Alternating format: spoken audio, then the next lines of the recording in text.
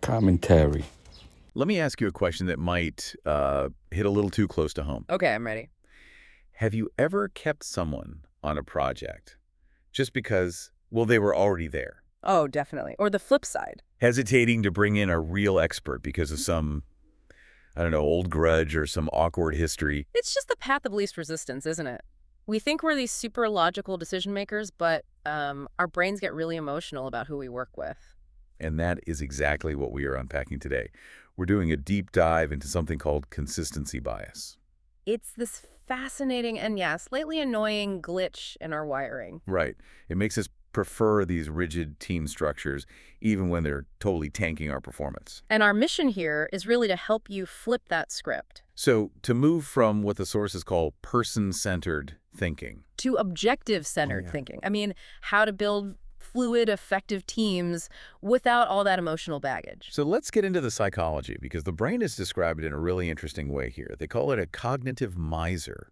I love that term. It's so good. Isn't it? It just means your brain is a hoarder of energy. It wants to do the least amount of work possible. Exactly. So it creates these little categories. Yeah. You have your insiders, the people in your circle, and your outsiders. And once someone is in a box, your brain fights like hell to keep them there.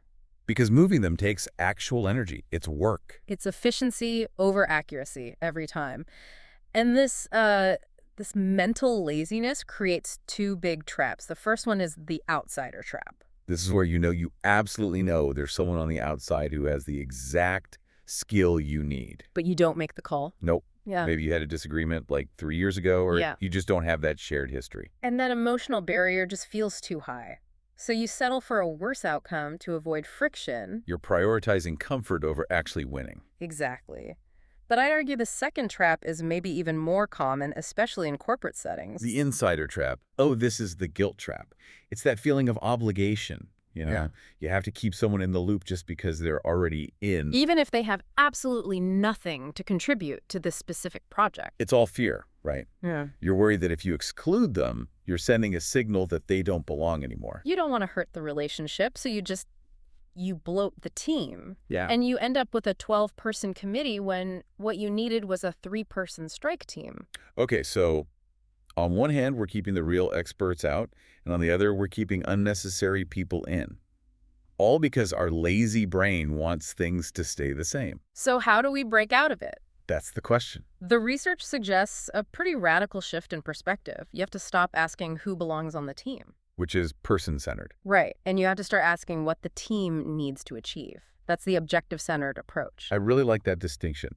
Because when you focus on the objective, the team boundaries, they just become fluid. Totally. It's not about, is this person my friend, or will that person feel left out? It's just about the goal. And past disputes, they just lose their power. The only priority is getting the right combination of skills and perspectives together. It reminds me of that John F. Kennedy quote from the reading. Oh, the one about the right answer. Yeah. He said, "Let us not seek the Republican answer or the Democratic answer, but the right answer." It fits perfectly. He was talking about political tribes, but it applies to our office tribes, too. It's about letting go of that loyalty to the roster, and just finding the best possible solution. And that, I think, really comes down to professional maturity. The ability to push through discomfort. Exactly. The ability to say, okay, I'm going to bypass this short-term awkwardness of adding or removing someone. For a much better long-term result. So the actionable advice here is be decisive.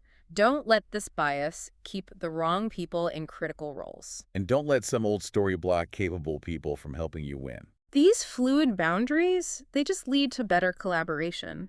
It might sound a little cold, but it's actually more respectful. Everyone knows they're there for a real reason. Well, this has definitely made me rethink how I put my own teams together. Good. And before we go, I want to leave you with one last thought to chew on. Okay. We've been talking about this in a professional context at work, but consistency bias is a human trait, not just a management problem. Here's where it gets really interesting. Ask yourself this. Beyond the workplace, where else in your life is this bias causing you to maintain relationships that maybe don't serve a purpose anymore? Or, on the flip side, blocking new connections that could actually help you solve your problems. Are you keeping the roster the same just because it's easier? Something to think about. Thanks for listening to this deep dive, and we'll catch you next time.